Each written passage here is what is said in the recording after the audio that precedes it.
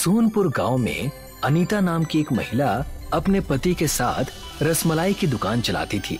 अनीता की दुकान की रसमलाई दूर दूर तक प्रसिद्ध थी, मगर अनीता और उसका पति विमलेश दोनों एक नंबर के क्रूर स्वभाव के थे। उन दोनों का व्यवहार ग्राहकों के साथ अच्छा नहीं था। एक दिन की बात है, सोनपुर गांव का ही अभिमन्यु नाम का एक व्यक्ति अनीता की दुकान पर रसमलाई खाने के लिए आया। क्या बात है अभिमन्यु, आज बड़े दिनों बाद तुम्हें मेरी दुकान की याद आई? आज आपकी दुकान की बनी हुई रसमलाई मेरी बिटिया का खाने का बड़ा मन कर रहा था, इसलिए चला आया। लेकिन मुझे गांव का एक व्यक्ति बता रहा था कि तुम आजकल दूसरी दुकान से रसमलाई खरीद रहे हो। आप जिस दुकान की बात कर रही हैं, वो दुकान तो मोहन चाचा की है। उन्होंने अपनी दुकान पर जबरदस्ती मुझे रोक लिया था, तो मैं मजबूरी में उनकी दुकान पर रुक गया था। तुम्हें क्या लगता है अभिमन्यु, मैं कोई बेवकूफ हूँ? अरे सीधे सीधे ये क्यों नहीं कहते कि पिछली बार तुम 50 रुपए उधार करके मेरी दुकान से चले गए थे, उसके बाद तुम यहाँ नजर ही नहीं आए। आज भी तुम मुझसे नजर बचाकर यहाँ से निकलने की कोशिश कर रहे थे ताकि तुम्हें 50 रुपए ना देने पड़े। अनीता की बात सुनकर आसपास के ग्राहक अभिमन्यु को गौर से देखने लगे। देखिए अनीता जी, मैं आपका और आपके पति का सम्मान करता हूँ, लेकिन इसका मतलब ये नहीं कि आप सरेआम ग्राहकों के सामने मेरा अपमान करें। माना कि मैं गरीब व्यक्ति हूँ, लेकिन इतना भी गया गुजरा नहीं हूँ कि आपके 50 रुपए भी ना दे सकूं। अनीता का पति विमलेश क्रोधित होकर बोला, कितनी बार कहा है मैंने तुम्हें कि गरीबों को अपनी दुकान पर मत चढ़ने दिया करो। पैसे देने के नाम पर ये हमें धमका रहा है। ये बिल्कुल गलत बात है विमलेश चाचा, मैंने कोई धमकी नहीं दी और ना ही मैंने पैसे देने से इनकार किया है। मैंने तो बस इतना कहा कि अनीता जी को मेरा इस तरह से अपमान करने का कोई अधिकार नहीं है। पहले अपना सम्मान तो बना लो। सारा गांव जानता है कि तुम एक मजदूर हो। महीने में 15 दिन तुम्हें काम मिलता है तो तुम्हारे घर का चूल्हा चलता है। अब सीधे से 50 रुपए निकालो और यहाँ से दफा हो जाओ। अभिमन्यु अपनी जेब टटोलने लगा, मगर कुछ ही देर में अभिमन्यु के माथे से पसीने की बूंदें टपकने लगी। देखा भाई लोगों, इसके पास एक फूटी कौड़ी भी नहीं थी, तब ये मान सम्मान की बातें कर रहा था। और गांव के लोग हम दोनों पति पत्नी को बोलते हैं कि हमारा स्वभाव अच्छा नहीं है। मेरी बात का विश्वास कीजिए, मुझे अच्छी तरह से याद है कि मैंने अपनी जेब में 100 रुपए रखे थे और सोचा था कि 50 रुपए की 2 रसमलाई बिटिया के लिए खरीद लूंगा और 50 रुपए पिछली उधारी के अनीता जी को चुका दूंगा। अरे अगर ऐसी बात है तो फिर पैसे कहाँ गए? सच तो ये है कि तू झूठ बोल रहा है, तेरे पास तो पैसे थे ही नहीं। मुझे लगता है अनीता, अभिमन्यु के पास पैसे हैं, लेकिन ये हम लोगों को देना नहीं चाहता, या फिर ये फिर से हम दोनों को मूर्ख बनाकर यहाँ से चले जाना चाहता है। ऐसा नहीं है विमलेश चाचा, आप तो मुझे जानते हैं, मैं तो इसी गांव का व्यक्ति हूँ। तुम्हें जानता हूँ इसीलिए तो ऐसा बोल रहा हूँ। मैं अच्छी तरह से जानता हूँ कि तुम्हारे जैसे गरीब व्यक्ति दूसरों की दुकान पर चटकारे लेकर उन्हें मूर्ख बनाकर कैसे भाग जाते हैं, लेकिन मेरे पास इस समस्या का एक हल है। अभी मैं तुम्हारी जेबों की तलाशी लेता हूँ। इतना कहकर विमलेश अभिमन्यु की जेब में हाथ डालने लगा, मगर कुछ ही सेकंड में विमलेश के हाथ में अभिमन्यु की जेब से निकला हुआ 100 रुपए का नोट था। देखा तुम लोगों ने, गांव के लोग हम दोनों के स्वभाव को क्रूर कहते हैं। देखो इसकी करतूत, 100 रुपए इसकी जेब में रखे हैं और कैसे एक्टिंग कर रहा था कि मेरे पास एक फूटी कौड़ी भी नहीं है। लेकिन मेरी बात का विश्वास कीजिए, मैंने जब अपनी जेब में हाथ डाला तो उसमें पैसे नहीं थे। बस बस, बहुत हो गया। आज के बाद मेरी दुकान पर कभी मत चढ़ना। इतना कहकर विमलेश और अनीता ने अभिमन्यु को काफी अपमानित किया और धक्के देकर अपनी दुकान से बाहर निकाल दिया। अभिमन्यु आंखों में आंसू लिए अपने घर पर आ गया, पर उसकी बेटी कजरी अभिमन्यु का ही इंतजार कर रही थी। पिताजी, मैं आपका कितनी देर से इंतजार कर रही थी, लेकिन आप तो खाली हाथ है। मेरी रसमलाई कहाँ गई? कजरी की बात सुनकर अभिमन्यु की आंखों में आंसू आ गए। आज मैं तुम्हारी रसमलाई नहीं ला पाया बिटिया। कजरी रोती हुई वहां से चली गई। अभिमन्यु आंखों में आंसू लिए अपनी बेटी को देखता रहा कि तभी उसकी पत्नी राधिका वहां पर आ गई। कजरी आपका बहुत देर से इंतजार कर रही थी, आपने तो उसका दिल ही तोड़ दिया। अपनी पत्नी की बात सुनकर अभिमन्यु को बहुत बुरा लगा। क्या हुआ जी, आप रो क्यों रहे हैं? सब कुछ ठीक तो है ना? कहीं आपका किसी से कोई झगड़ा वगैरह तो नहीं हुआ ना? अभिमन्यु नम आंखों से सारी घटना राधिका को बताने लगा। इसमें गलती आपकी नहीं है। उन दोनों पति पत्नी के स्वभाव को कौन नहीं जानता, और मैंने तो आपको मना किया था। भला उसकी दुकान की रसमलाई खरीदने की क्या जरूरत है?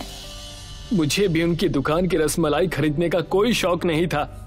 बस कजरी बिटिया को अनीता की दुकान की रसमलाई पसंद थी, इसी कारण मैं उनकी दुकान पर चला जाता था। मगर आज उन दोनों ने मुझे बहुत अपमानित किया। चलिए छोड़िए, भूल जाइए अब इन बातों को। हम गरीब लोग हैं, उनका मुकाबला नहीं कर सकते। इस बात को अपने दिल से निकाल दीजिए। आप बैठ जाइए, मैं आपके लिए भोजन लगा देती हूँ। अभिमन्यु ने उस रात भोजन नहीं किया।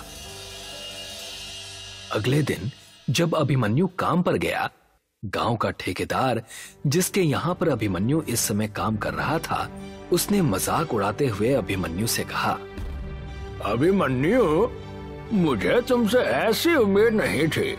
मैंने तो तुम्हें बहुत बड़ा व्यक्ति समझा था, लेकिन तुम तो मामूली चोर निकले। ये कैसी बातें कर रहे हैं आप? मैंने क्या कर दिया? अरे कल की घटना किसे नहीं मालूम? तुमने किस तरह से अनीता और विमलेश चाचा को मूर्ख बनाने की कोशिश की। तुम्हारे जेब में 100 रुपए थे, मगर तुमने जानबूझकर 100 रुपए नहीं दिए। भाई तुम्हारा क्या भरोसा, कल को तुम मेरी भी दुकान पर चोरी कर सकते हो। अब मैं तुम्हें काम पर नहीं रख सकता। बल्ली ने अभिमन्यु को काम से निकाल दिया। दरअसल अनीता और विमलेश ने अभिमन्यु को इतना बदनाम कर दिया था कि अभिमन्यु जहां से भी निकलता लोग उसका मजाक उड़ाने लगते। मगर अभिमन्यु की बेटी कजरी बहुत छोटी थी। वो अभिमन्यु से अनीता की दुकान की ही रसमलाई खाने की जिद करने लगी। अभिमन्यु बगैर जवाब दिए वहां से चला गया। कजरी रोती हुई छत पर जाकर आकाश को निहारने लगी। तभी उसकी माँ राधिका कजरी के पास आ गई। क्या कर रही हो बेटी? आज मेरा रसमलाई खाने का बहुत मन था माँ, और मैं जानती हूँ कि पिताजी का मजाक गांव के लोग उड़ाते हैं। मुझे माफ कर देना माँ, अब मैं कभी पिताजी से रसमलाई नहीं मांगूंगी। तभी अचानक कजरी को आसमान से टूटा हुआ तारा दिखाई दिया। काश ऐसा होता माँ कि इस टूटे हुए तारे से ही हमारे घर में रसमलाई का ढेर लग जाता।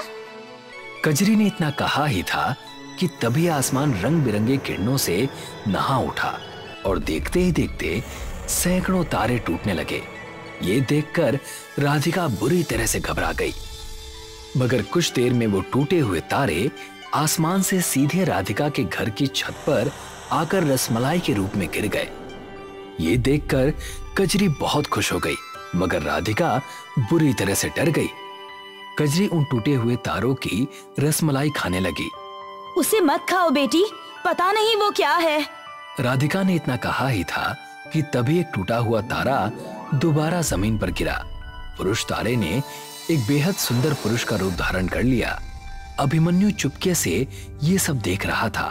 वो तुरंत ऊपर आ गया।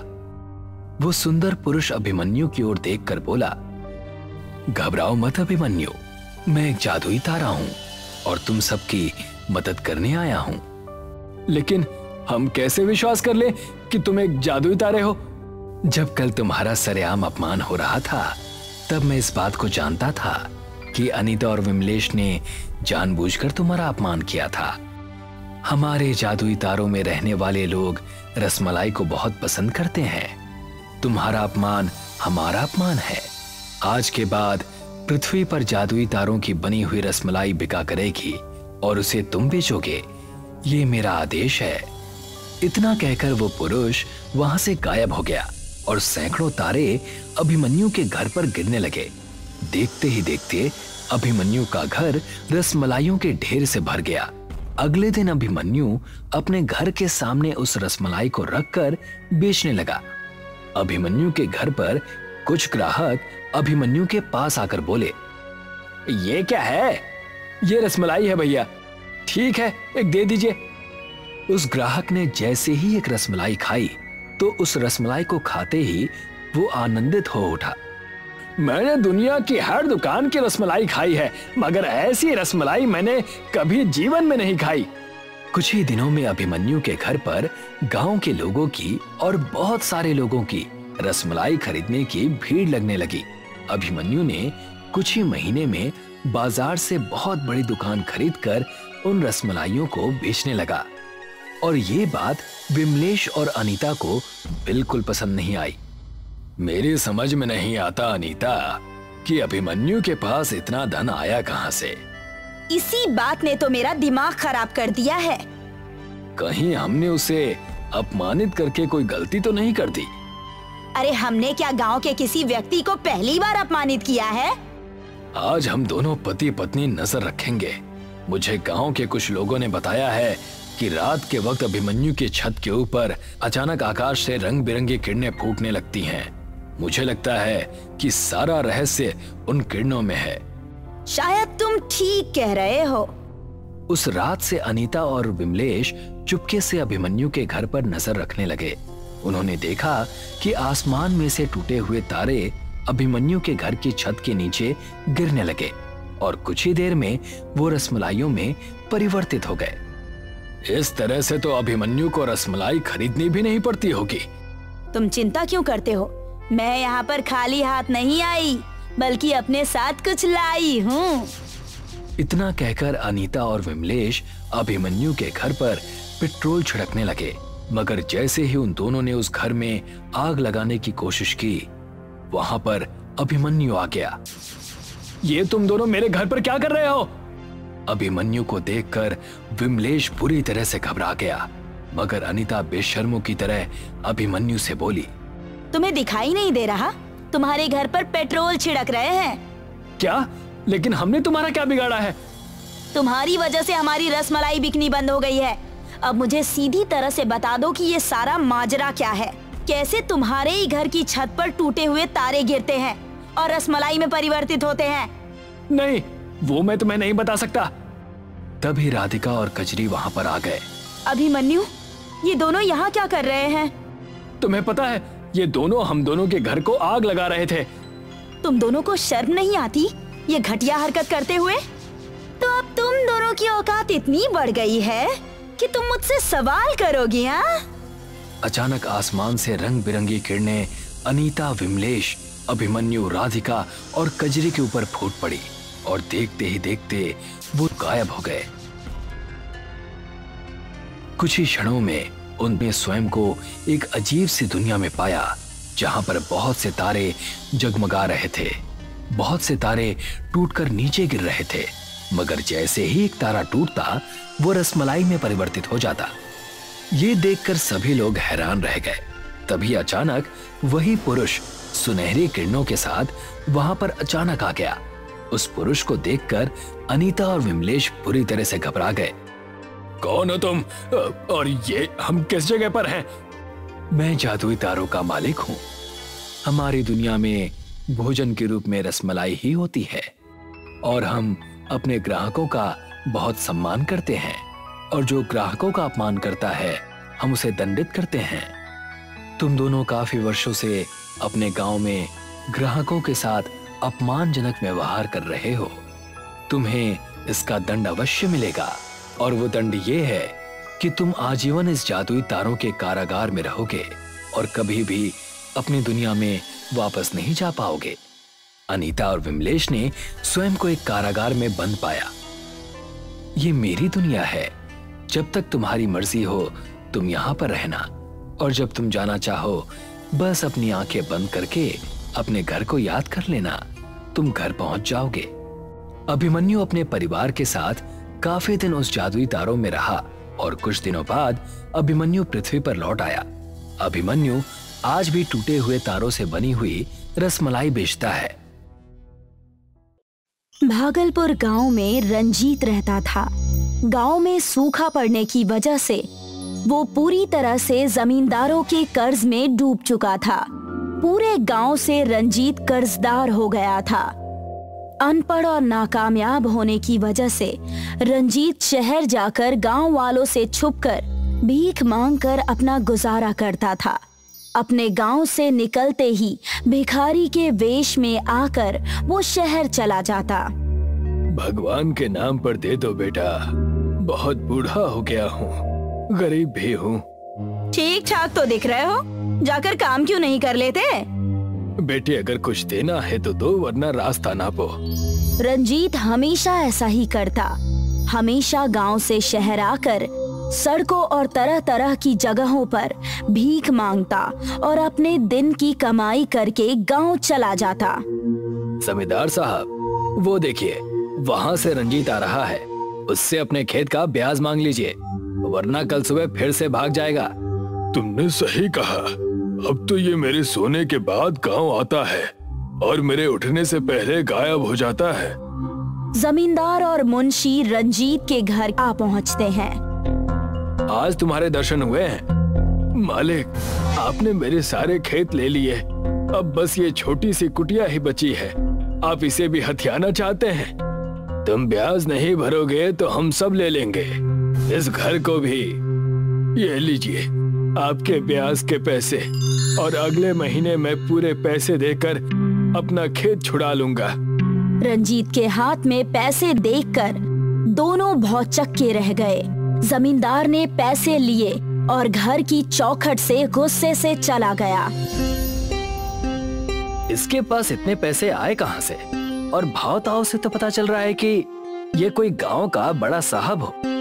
और बातें तो ऐसी कर रहा था कि ये सारी जमीनें खरीद लेगा हमसे। और ऐसा ही सिलसिला चलता रहा। रंजीत हमेशा गांव से सुबह शहर के लिए वेश बदलकर निकल जाता और शहर जाकर फिर से भिखारी बनकर भीख मांगकर पैसे जमा करता। एक दिन जमींदार अपनी पत्नी मंगला को शहर में समंदर दिखाने के लिए लेकर गया हुआ था। वहां जाकर जमींदार ने देखा कि रंजीत भीख मांग रहा था। तुम मुझे एक दोगे, भगवान तुम्हें 10,000 देगा। अच्छा, तो ये है तुम्हारा नया खेल। गांव में बड़े ठाट बाट से घूमते हो और यहाँ आकर भीख मांगते हो। कृपा करें मालिक, कृपा करें, ऐसा ना करें। मैं ये बस अपना घर चलाने के लिए करता हूँ। मैंने आपके पूरे पैसे इकट्ठे कर लिए हैं और मैं जल्द से जल्द आपके पास आने ही वाला था। तुम बस गांव चलो और वहाँ चलकर देखना, तुम्हारा रहना दुश्वार हो जाएगा। जमींदार और मुंशी ने मिलकर पूरे गांव वालों को ये बात बता दी। रंजीत जहाँ कहीं भी जाता, लोग उसे भिखारी कहकर शर्मिंदा करते। अरे वो देखो, गांव के सबसे बड़े भिखारी गांव में आ रहे हैं। हाँ हाँ, जल्दी से जेब से चिल्लर निकालो, इन्हें भीख भी तो देनी है हमें। पूरे गांव से रंजीत अपने भिखारी होने के ताने सुन सुनकर थक हार कर परेशान होकर भागलपुर गांव छोड़कर चला जाता है।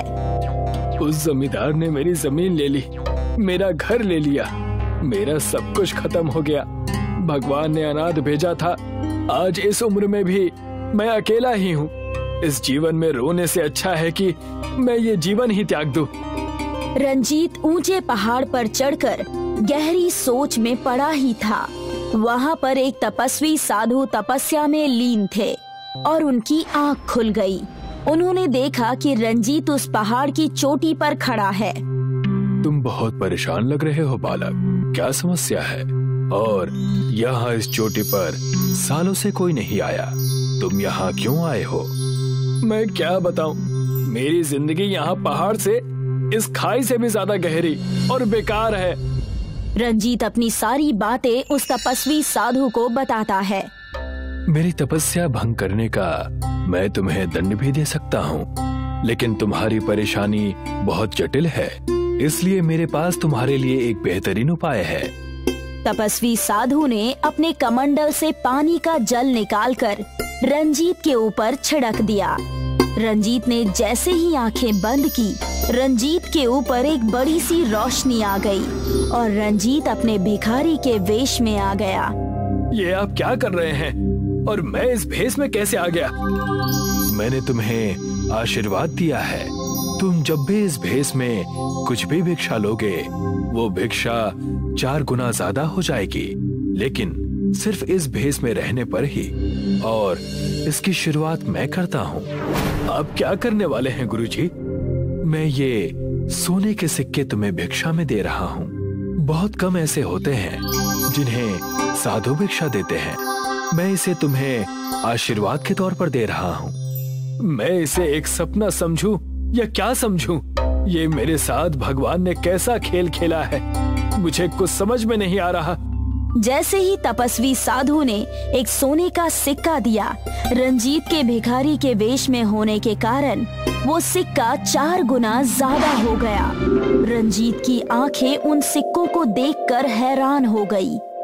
रंजीत ने उन सिक्कों को शहर जाकर एक जौहरी की दुकान पर बेच दिया और सारे पैसे लेकर गांव के पास वाली जमीन में एक बड़ा सा घर बनवाया। ठेकेदार साहब, मेरा ये घर बहुत बड़ा बनवाना। मुझे मेरे भागलपुर गांव वासियों को इस जमीन पर दावत देनी है। जो आदमी सड़कों पर भीख मांगता था, आज वो इस तरह का कैसे हो गया? समय का खेल है बस। तुम सिर्फ अच्छे से बड़ा सा घर बनवा दो, बाकी काम मुझ पर छोड़ दो। बड़ा सा घर बनाकर रंजीत भागलपुर गांव वालों से अपनी बेइज्जती का बदला लेना चाहता था। रंजीत को जो भी शहर में भीख देता, तपस्वी साधु के कृपा से वो 4 गुना ज्यादा हो जाता। देखते ही देखते रंजीत भिखारी से अमीर बन गया। लेकिन रंजीत का सारा व्यवहार भिखारी जैसा ही था। उसने अपने बड़े से घर में एक बड़ी सी दावत रखी और उसने जमींदार, मुंशी और सारे गांव वालों को बुलाया। उसने अपना नाम छुपाकर सारे गांव वालों को न्योता दिया। सुनो सुनो सुनो, भागलपुर गांव के पास जो बड़ा सा महल बना है, वहां के मालिक ने पूरे भागलपुर वासियों को दावत पर बुलाया है। सुनो सुनो सुनो। जमींदार साहब, मैंने अंदर जाकर उस महल को देखा। वो बहुत बड़ा महल है। हमें चलना चाहिए, वहां जाकर हमें भी फायदा हो सकता है। अच्छा, तब तो हमें जरूर चलना चाहिए।